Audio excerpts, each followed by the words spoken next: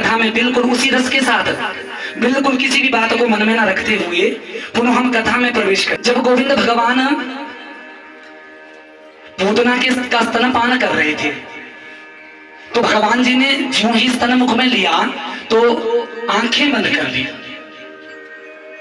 यहां परीक्षित महाराज सुखदेव जी से पूछ रहे हैं कि महाराज भगवान जी ने क्यों आंखें बंद करी?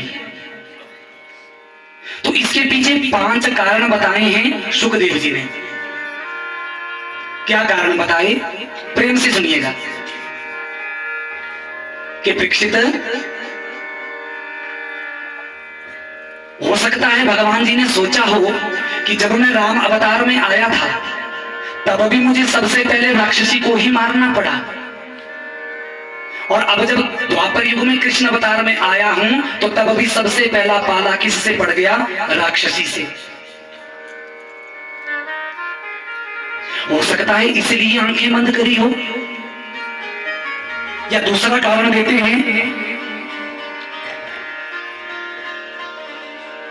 कि बेशक यह राक्षसी माया का रूप बना करके, सुंदर रूप बना करके मुझे मारने तो आई है, परंतु इसके मारने के पीछे भाव तो मातृभाव ही है। मातृभाव माने कराएगी तो स्तनपान।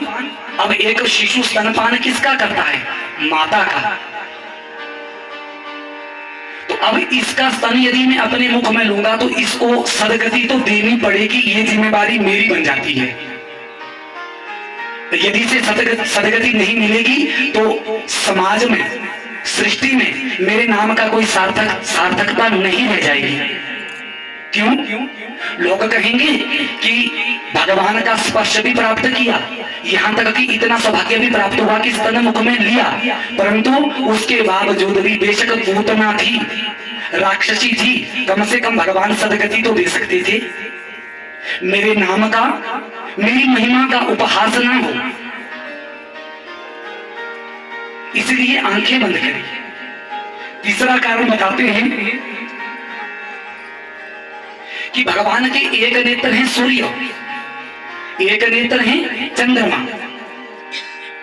भगवान के जो नेत्र है ना जी, एक सूर्य है, एक चंद्रमा है।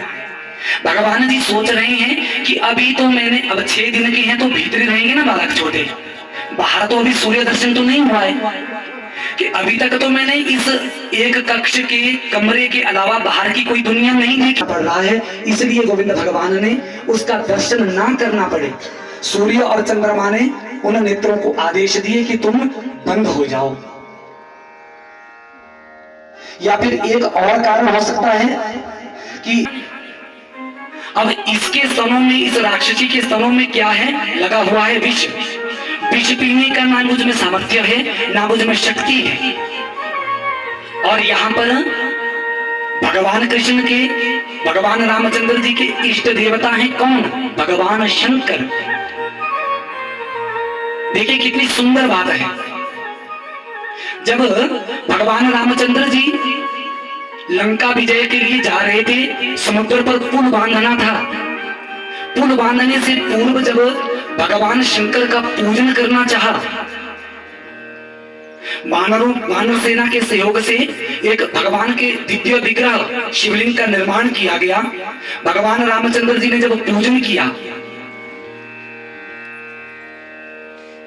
हनुमान ने पूछा कि भगवान ये जो विग्रह आपने बनाया, शिवलिंग का निर्माण किया, पूजन किया, प्राण प्रतिष्ठा हुई, इसका नाम क्या रखेंगे? तो भगवान रामचंद्र जी बड़ा सुंदर नाम बताते हैं, रामेश्वरम। ठीक है प्रभु, इसका अर्थ क्या है? राम के जो ईश्वर हैं वो है रामेश्वर, परंतु भगवान शंकर प्रकट हुए, कहा कि प्रभु आप गलत कह रहे हो, यह अर्थ नहीं है। बेशक आप नाम तो रामेश्वर में रखिए, पर अर्थ यह नहीं है। तो वहां पर अर्थ ही बदल दिया। किसने? भगवान शंकर ने। क्या कहा? राम यस्य ईश्वर स रामेश्वर। राम जिसके ईश्वर है, राम के जो ईश्वर नहीं, राम। दोनों ने इस बात को लेकर के विचार विमर्श होने लगा। भगवान ब्रह्मा प्रकट हुए। ब्रह्मा जी ने बीच में सुलह करवाई। हे प्रभु, जो राम है वही शंकर है, जो शंकर है वही राम है, दोनों में कोई भेद नहीं है। कुछ भी दिया था, इसलिए आप मेरी रक्षा करें और विष का पान आप करें। या एक और कारण दिया कि भगवान ने नेत्र इसलिए बंद किए क्योंकि जब आपातकालीन बैठक हुई थी ना, तो एक प्रस्ताव और भी पास हुआ था। किसकी आपातकालीन बैठक? कंस की और पूतना की। जब कंस ने पूछा कि बहन, आप ये तो कह रही हो कि मैं मारने जाऊंगी, परंतु पहचानोगी कैसे? तो उसी बैठक में तय हुआ कि गोकुल में इस महीने जितने गर्भ शिशुओं ने जन्म दिया होगा उन सबको मार दूंगी। तो नंद महल तक आते आते, यशोदा मैया के महल तक आते आते पता नहीं पूतना ने कितने छोटे बालकों का वध कर दिया। यहाँ सुखदेव जी कहते हैं कि दीक्षित, भगवान जी ने नेत्र बंद इसलिए किए होंगे कि उन सब छोटे बच्चों की आत्मा को याद किया कि इस राक्षसी के कारण आपकी मृत्यु हुई, आपका प्राणांत हुआ, इसलिए आज इस राक्षसी के साथ साथ मैं आपको भी सारूप्य मुक्ति प्रदान करूंगा। बोलिए गोविंद भगवान की।